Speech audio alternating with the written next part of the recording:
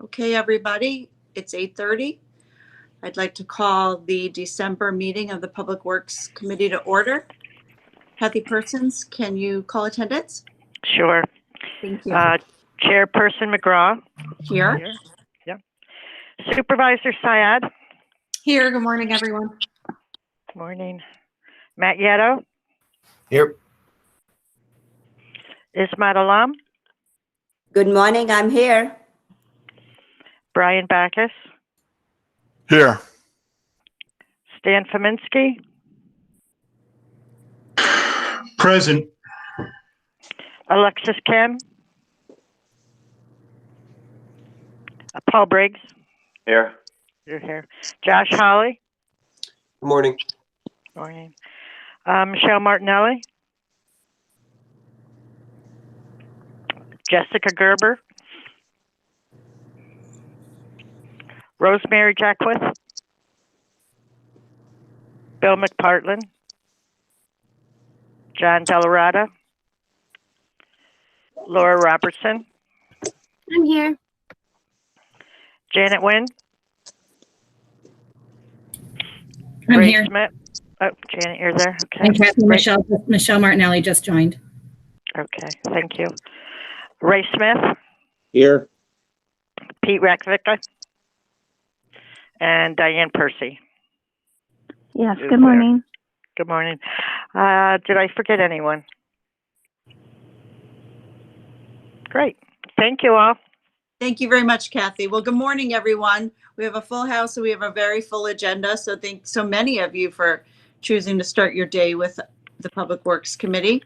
Our first order of business is the minutes from the last meetings. Do I have any additions, corrections, edits? Otherwise, I will entertain a motion to move on them. Motion to approve the minutes. Thank you, Supervisor. Do I have a second? Second. Thank you. All those in favor signify by saying aye. Aye. Aye. Opposed? Motion carries. How about engineering? Okay, so I'll try to move it as quickly as possible. There's a lot on here. Just an update on our COVID response. I drafted up new COVID policies or updated policies for the water plant, sewer plant, transfer station, and the water and sewer maintenance facility. Just stressing separation, hand washing, PPE use. I initially wanted to keep people in reserve at the plants, but I've been able to come up with a plan that would allow us to maintain full staffing, and we have all backup contingency plans in case someone does get impacted by a COVID case, either that they're quarantined or exposed. So we should be able to have full operation at both plants and at the sewer garage.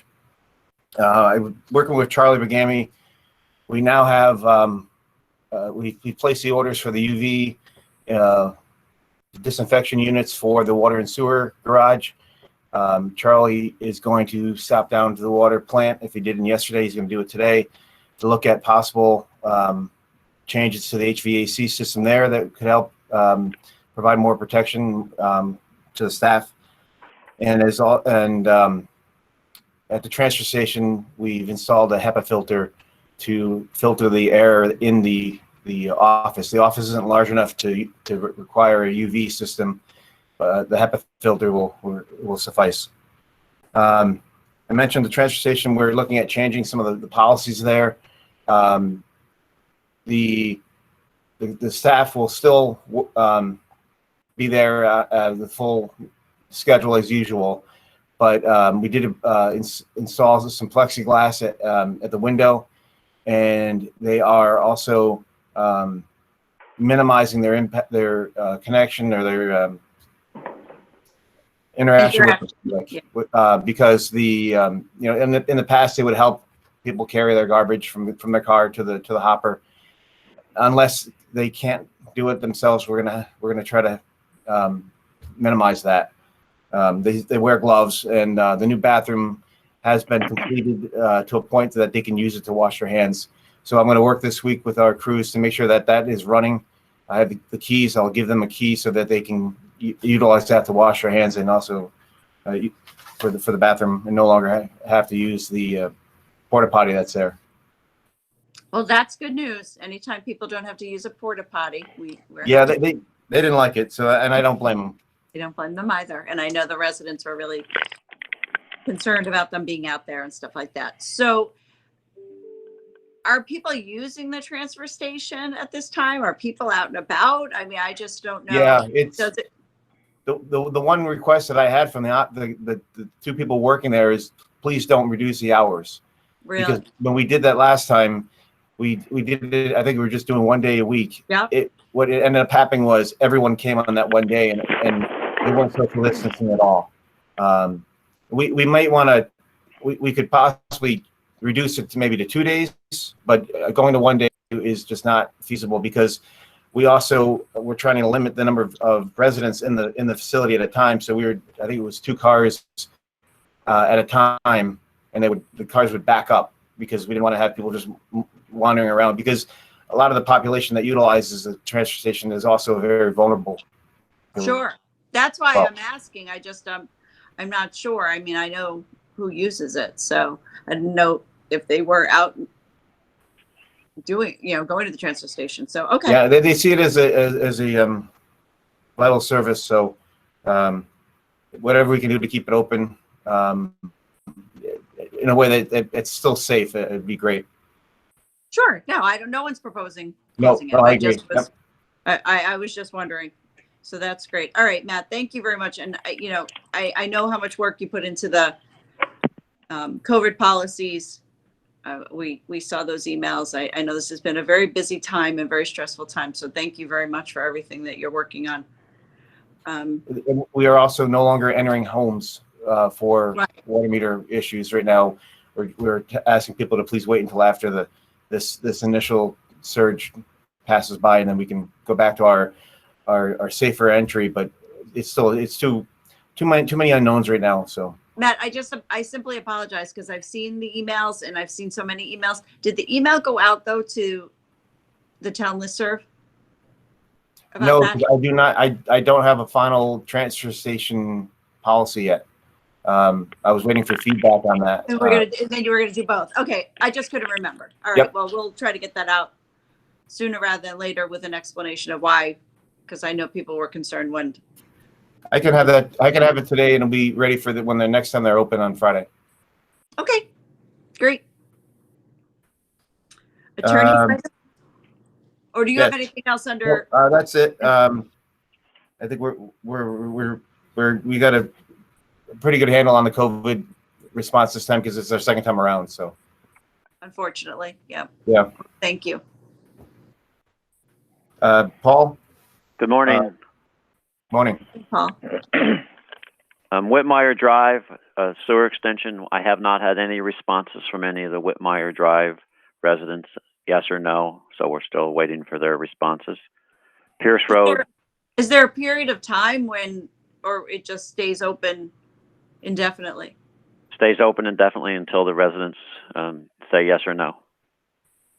Okay. Pierce Road, we have enough yeses. I have reached out to the other people. They are no's, so we're going to move forward on that. I'm preparing the petition for the yeses.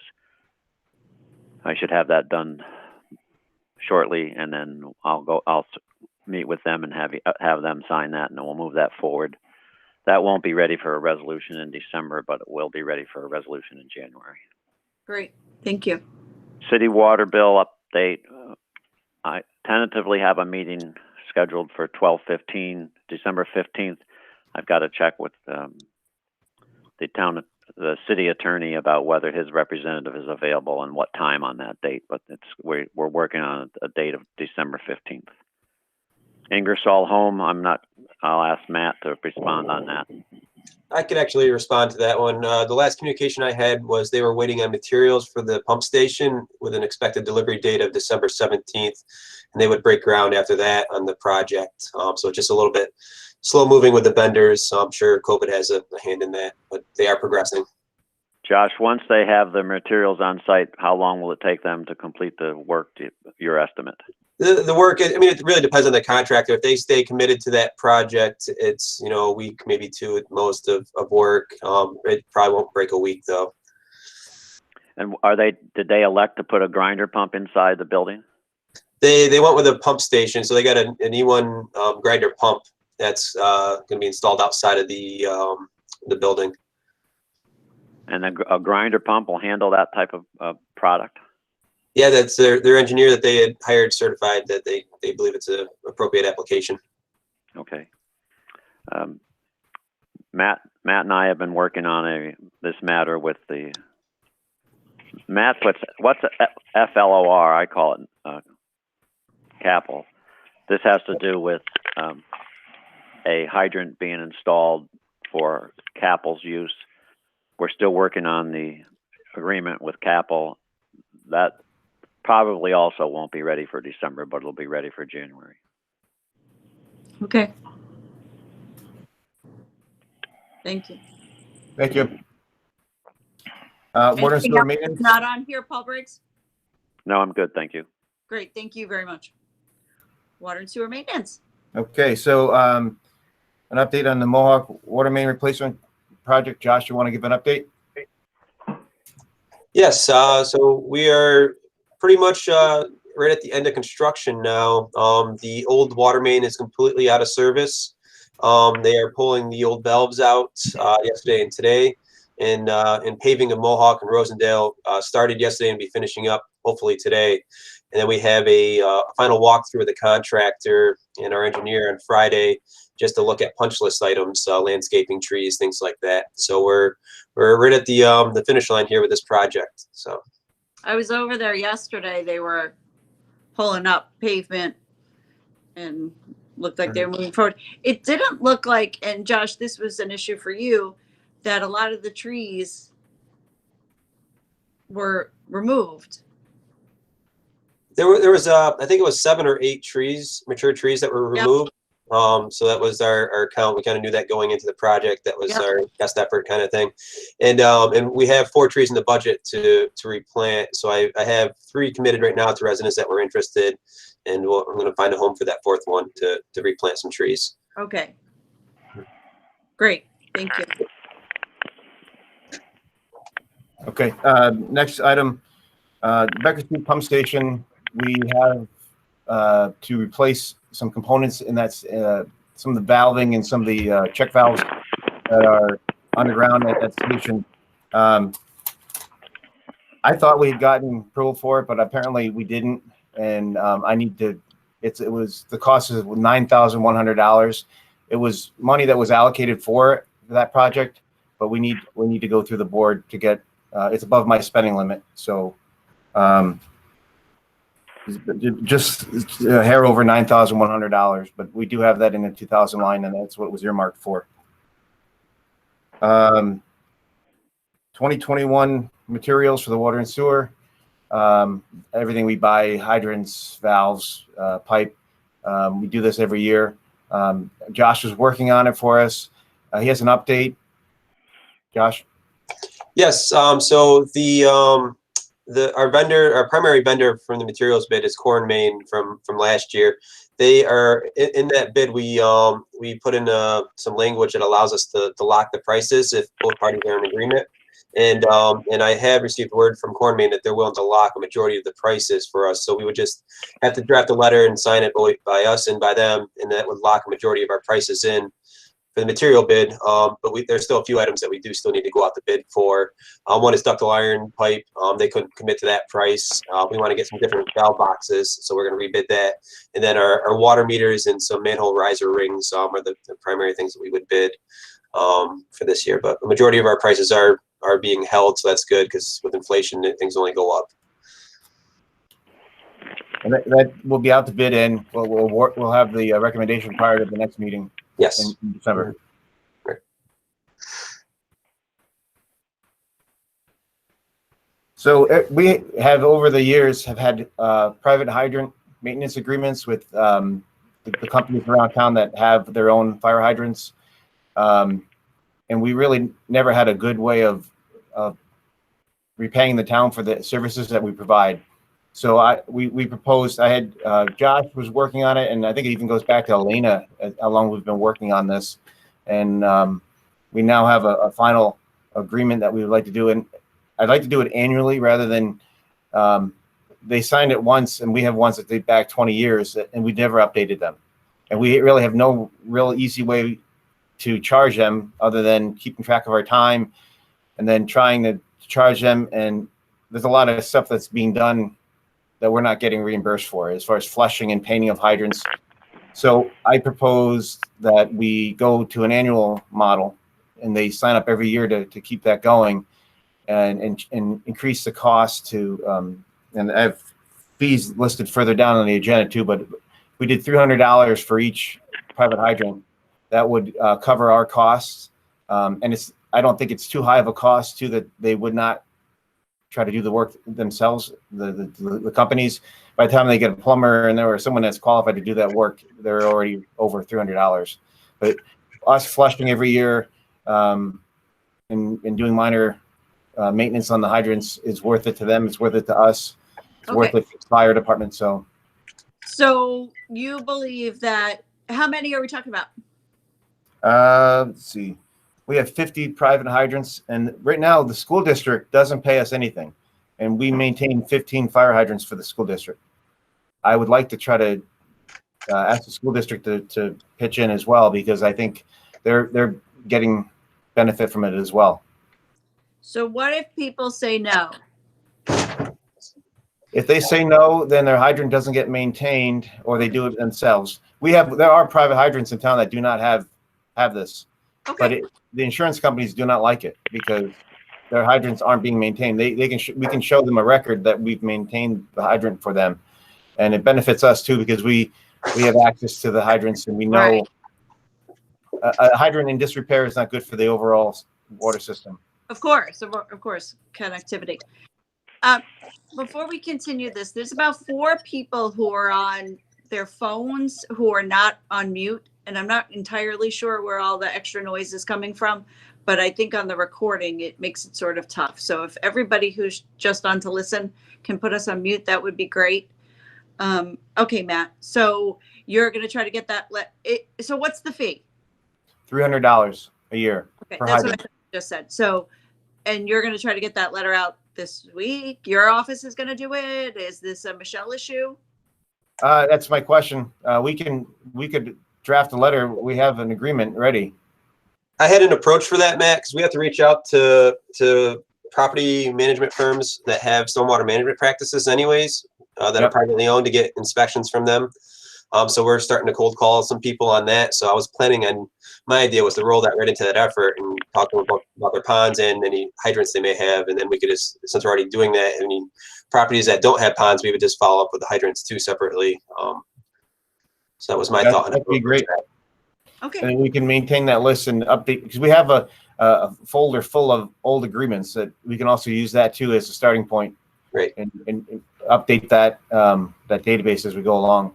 But it seems like it's something that's time sensitive, correct? It is, but it also, the majority of the hydrant maintenance is performed in the spring. So we do have time. Yeah, we want to complete it before the spring, right, Matt? Yeah. Would be my thought. Yeah, so if we had it renew every deadline by sometime in March, even, we'd have that signed and ready to go, and then we do our flushing, because over the winter we don't open hydrants if we don't have to, and Sure. It's when all the work is really taking place is in the springtime. So we have a little bit of a window, but I'd like to get on that as soon as possible. So if And everyone Matt- said yes, I'm sorry, Paul Briggs. Matt, I need you to give me that list because I would like to send a letter to those private hydrant owners that aren't using our services, just to let them know that about liability issues. Okay. Right, they may just assume, right? Yes. So Matt, you're saying there's 50. Currently, I think it's 50 hydrants that we know of. Yeah. You think there could be more? A few more, but there's 50, and then there's 15 additional ones from the schools. Does the $300 cover your costs? Yes. Okay. Because I know we're just trying to have fees better reflect our actual costs. So, great. So this also, just to keep in mind too, if they do a flushing and they come across an issue and they're able to change some settings on, or some tolerances on adjustments on the hydrants, that's one thing. If it turns into a larger issue where they have to dig it up and do major work, we won't do that, and they would have to contact someone else to do it. So the $300 covers our maintenance, which is limited to checking it, making sure everything looks good, and then painting it when it needs to be painted, and snow plow markers. So it does cover the cost. Okay. Item E, I was talking to Isma yesterday. We bid for paving services annually, and I was under the impression that covered our gave me the authority if we had the money to pave.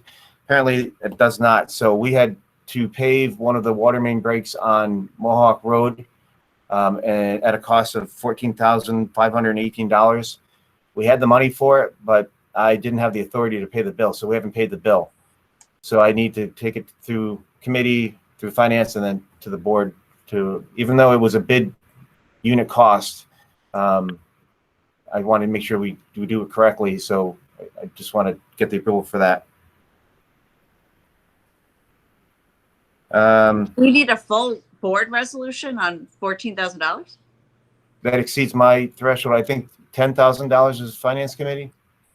Yeah. Right. Yeah. It's over the purchasing policy. Okay. Sounds good. F is awarding the contract that we mentioned earlier about getting the memorandum of understanding with Capel. This is the contract to hire the contractor to do the hydrant replacement, which Capel is going to reimburse us for. So we need to award the contract for that. That's just over $15,000, but we're going to be paid by Capel for that. Okay. So we need a resolution for that. I do. Let's see. So wastewater treatment plant.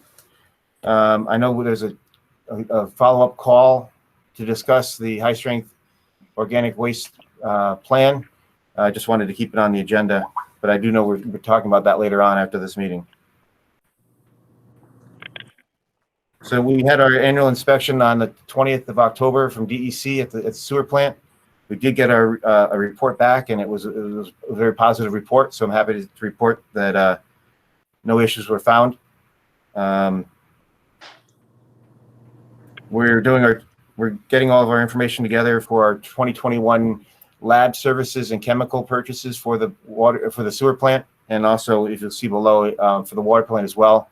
I have all the numbers, and I'll pass those along to Alexis for the resolution at the end of the month. You'll be ready for the end of the month? Yeah, I have them all. Oh, great. Thank you. Yep. I had a couple pieces of equipment that I might want to surplus, some roll-off containers. So I know we just did a resolution last month, but I do have some additional equipment that I'd like to get rid of. So I'll provide a list to Alexis for the resolution. Great. Operator training. Aaron Boughton at the sewer plant is a plant trainee. He is scheduled to take his first course at SUNY Morrisville. It's a 1-week course in March, but everything is filling up so quickly. The college has recommended that he schedule the other 2 classes that he needs next year now, or he'll miss the window, and it will be a year from now, or more than a year from now, that he would get his license. The cost is, I think it's be a little over $1,100 for both classes. It's next year. I know I've always been told that we can't spend this year's money for next year. How do we go about doing that? That's my question. Because so you have money left this year. I could get, there's money that I can use in the sewer plant budget. He's been a very good candidate. He's very aggressive. He wants to become, he's the future of the plant. So Sure. I don't want to lose him. Okay, so if you have money left over this year, we can set up a reserve. Okay, that So- would be great, right? I mean, because we have committed to doing this. I think it's very important. We all agree on it. But can I schedule him now for the classes? That's the concern, missing the opportunity to get into the class. Okay, so I will be at office right after this, so let's talk about that. Let's talk about how much so we can make a determination. But we can definitely set up a reserve at the end of the year and use it towards next year, so it's not a burden on the budget. Okay, so can he get Aaron registered for the classes? That's what I'm saying, that as soon as I go to office after this meeting, we will sit down and look at it, what the cost is. And then yes, later this afternoon, yes. Sure. Okay, because he's asking 2 questions, but you understand that, right? So he's asking, Exactly. can he get him registered and can he spend the money? So, okay. I'm saying yes, but let's put the reserve together. Sure, That's it. sure. No. I understand what you're talking about. So, Okay, I don't have it on here, but I just had an issue that came up yesterday at the end of the towards the end of the day. Gloversville Johnstown Sewer Treatment Plant accepts our dried sludge. Yeah. We received notice from them that they don't want to continue the contract next year. Oh, I spoke to the chief operator at their plant. He didn't want to do it. Gave me a couple of reasons why. I've drafted a letter to send to the chairman of their board, though, because I want to make sure that they're aware of. We're paying them. We've paid them since 2013. We've paid them $13,000 and some more to take our sludge, which they use to mix with their sludge, which was always a mutually beneficial agreement. I think there may be some operators at the plant that just don't have. They don't like working with it, so they'd rather buy sand, mix it with their wet sludge, and at a cost of I think they said they pay $7,000 a year for sand.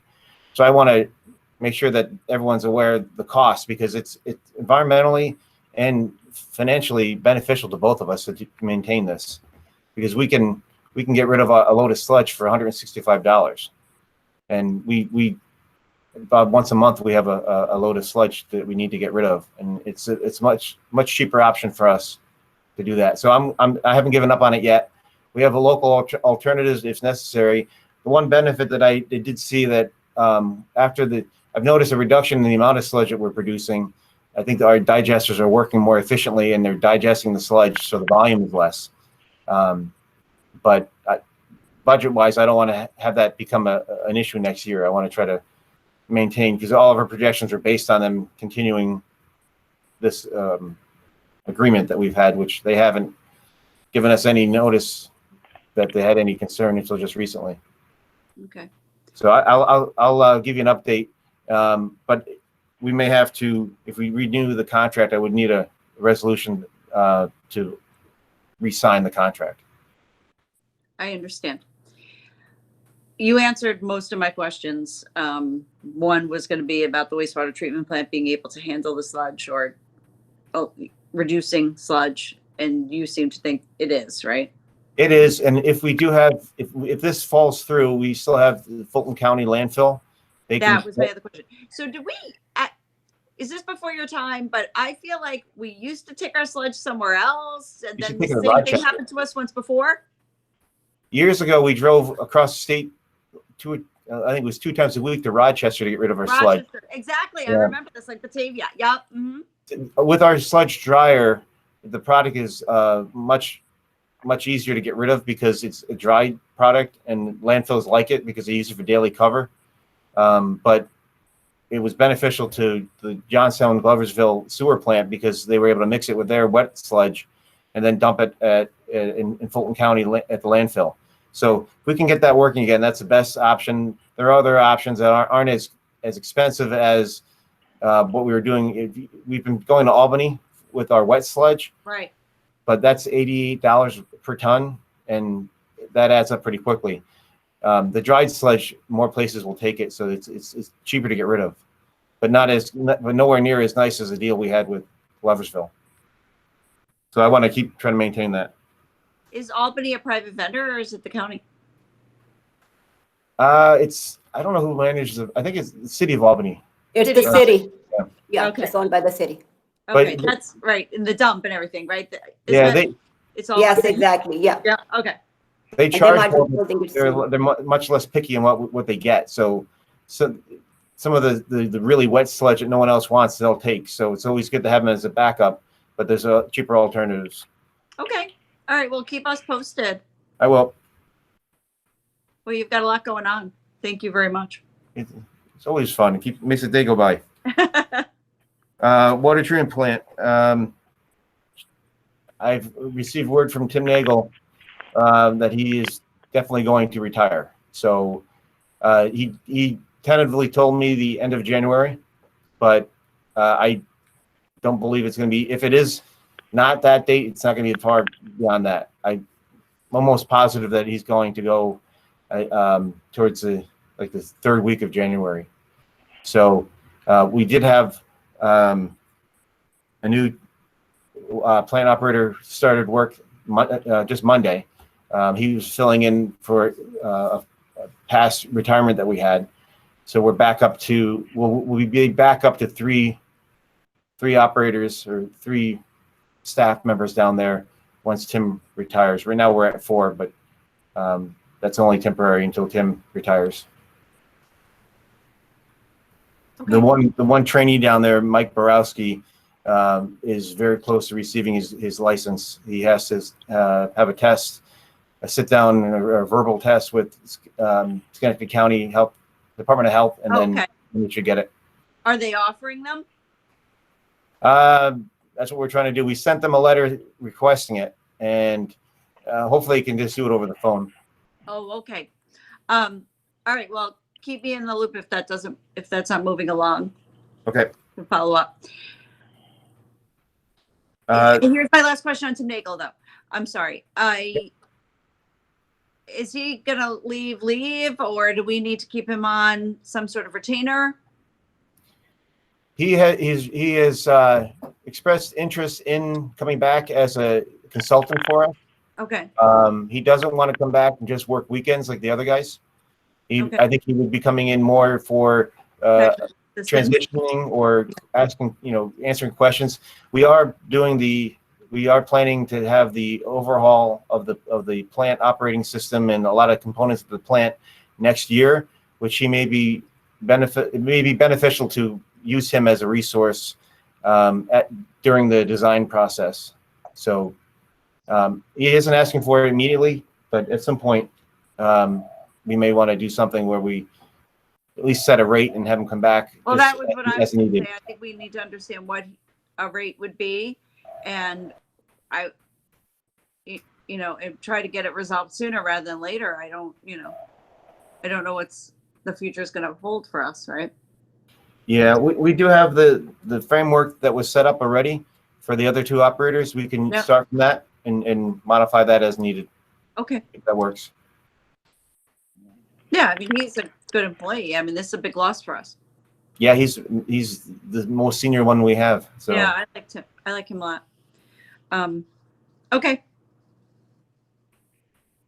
I mentioned the chemical purchases up above for the sewer plant. We're doing the same thing for the water plant. We have all the data, all the prices and the lab information as well. I'll have that ready for the meeting. Yep. Utility billing. Our annual maintenance contract is due for the Harris FlexiBill software that we use for managing all the bills and meter reading and all that stuff. Cost of that annual maintenance contract is slightly up from last year, but not too much. It's $9,364. Does that require a resolution, or is that just finance committee? That's just finance, right? How much is it? $9,364. It's under 10,000, just finance. Okay. Thank you. In our budget, we proposed fee increases for the water and sewer Yep. rates. I provided that information before. I can provide a handout to the board again if they need it. But Do you want to talk people through one more time? Or you want to also have a handout? I know you gave it out during budget workshop or something, right? Yeah. You probably should give it out one more time and just talk it through with people here. I know that you and Janet Naismith put an awful lot of effort into this to try to, again, it's the whole idea of these things actually covering our costs. And I know for this, it's part of a bigger plan. So if you and the finance team can be prepared to speak to that, I don't think it needs a lot of explanation. Sure. Do you want? I can tell you the rates now if you're interested, or we can have a separate Why meeting. not? Why not, Matt? So for the water rate, we'd be increasing the commercial to $5.40 per 1,000 gallons, which is another. When Paul Sylvester worked with Rich Pollock and myself years ago to start looking at changing the rates, he knew that what the changes we made last year weren't going to be enough to get us to cover our costs. So doing Paul this, wanted more, and Paul Yeah. definitely wanted probably twice as much as what we agreed to. But yeah, so this would help get us to where we thought we needed to be to actually cover our costs. But for the residential rate, we're only increasing the rate from $3 to $3.07 per 1,000 gallons. Thank you. That 7 cents additional cost is keeping up with the CPI. And we haven't done that over the years. And we continually increase the amount that we pay the city for water based on the CPI calculation, but we're not passing that along to our customers. And in the end, so we're basically falling behind if we don't do this. And 7 cents per 1,000 gallons is a very small amount, but over the years that can add up. And I'm trying to avoid jumping up again like we have in the past to catch up. This would help try to keep us where we need to be by at least doing the CPI every year. I think is more realistic. So the same thing with the sewer rate in sewer 6. The commercial rate is going to $4.20 per 1,000 gallons, and the residential rate is going to $3.07 per 1,000 gallons. Same thing. It's just a cost of the CPI increase for the residential. So Paul Briggs, that's something that you really need to, while you're talking to the city, is, if they're going to have if they want a new agreement from us or whatever it's going to be, buying water from them costs us money. Yes, we've had that CPI index in for years in those city water contracts and sewer, water and sewer. It's sort of killing us. Okay, Matt. So because of the way that the state law is written, we need a public hearing to increase our sewer rate. We do not need a public hearing for our water rate. So we could do the water rate increase in December for next year, but we would have to call for a public hearing for the sewer rate in December and then change the rate in the first meeting of January. So, and we did that last year as well. So it's a fluke law. I don't understand why one rate's different than the other, but it's the way it is. So we have to do a public hearing for the sewer rate. So I'll put that on give that to Alexis to have that on the agenda. And then if we could, did you want to do the water rate increase in December, effective January 1st? Ismet, how much does that hurt you not having this done going into the new year? I would prefer it if we do it this year. Mm-hmm.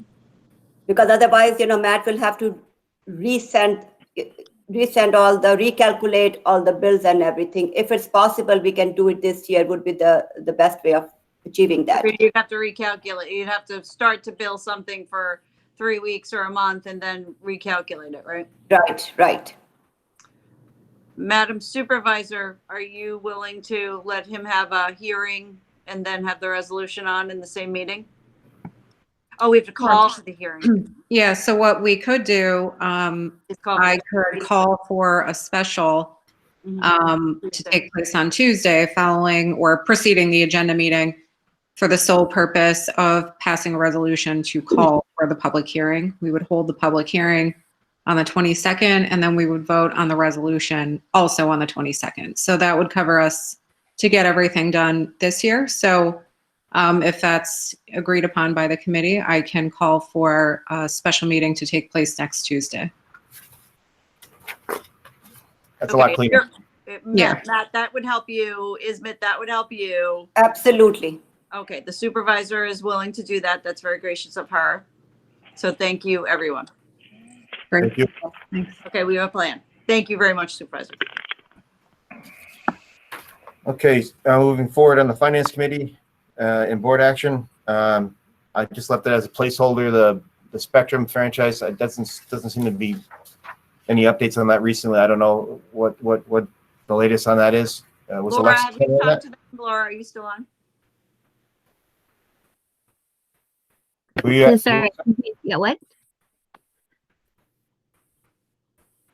What was the question?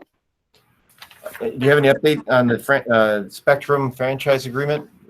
I thought Alexis was working on that. Were you involved in that too? I don't have any updates except that I think we're planning for the permits to come in 2021 and include that in our revenue estimations. So I do think it is moving forward.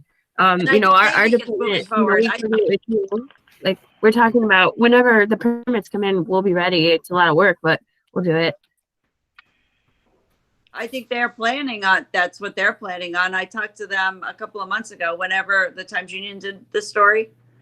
I spoke to them.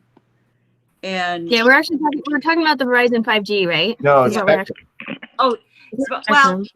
the Spectrum thing then became the Verizon 5G. Yeah.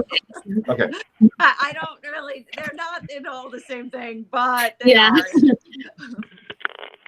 So yes, so Laura, I'm sorry. You and I are talking about the same thing, but it's not at all what Matt has written down on the agenda. So, Okay. and I don't know where we are specifically with Spectrum. Yeah, I was just asked to leave it on just to. No, you should. I mean, but I think that we probably do need to get back with them. We don't have a franchise agreement with them. Okay. We have budget mods for the end of the year, just moving money around to cover some of the funds that are getting low. We're trying to hold off on some of our purchases, but there are some things that we still have to buy, and we do have money in some lines. I know it's a pretty standard thing that's done towards the end of the year. When I gave my end of the year projections to the comptroller, I did include this already. So the money that we would be moving is money that we had planned on spending. It wasn't something that we said we weren't going to spend, and now we're spending it. One of the things on there that we are looking to spend money on is water meters, and I'd like to use some of the money that's remaining in the 2000 line in the water fund to buy some additional water meters, because in my mind that's an investment. By replacing the meters, we improve accuracy and bring in more revenue. So that you'll see a request for I don't know exactly the final dollar amount, but by finance I'll have that dollar amount for water meter purchases. I know you've talked about it through the budget process. I know it's a priority for you. So item C, we just took care of that with the sewer rate public hearing. Most of these are carried up from above. It's just a way to make it easier for Alexis to come up with a list of resolutions. Yep. I think that's all I have then. There's nothing else new in that section. And then other departments, recycling center, transfer station, and landfill. Sterling Environmental Engineering have been on the landfill site the last 2 days. They did their sampling, air monitoring, water sampling at the observation wells. Everything looks good at our closed landfill. So we'll get a final report from them in the next few weeks, and we'll submit that to the state. It's just part of our annual closure requirements with the state. I don't have an update on the former water and sewer garage, other than I know Ray said he'd get back to it after the leaf season, and I know it's been tough with all the amount of leaves, and it's just a bad time of year for him.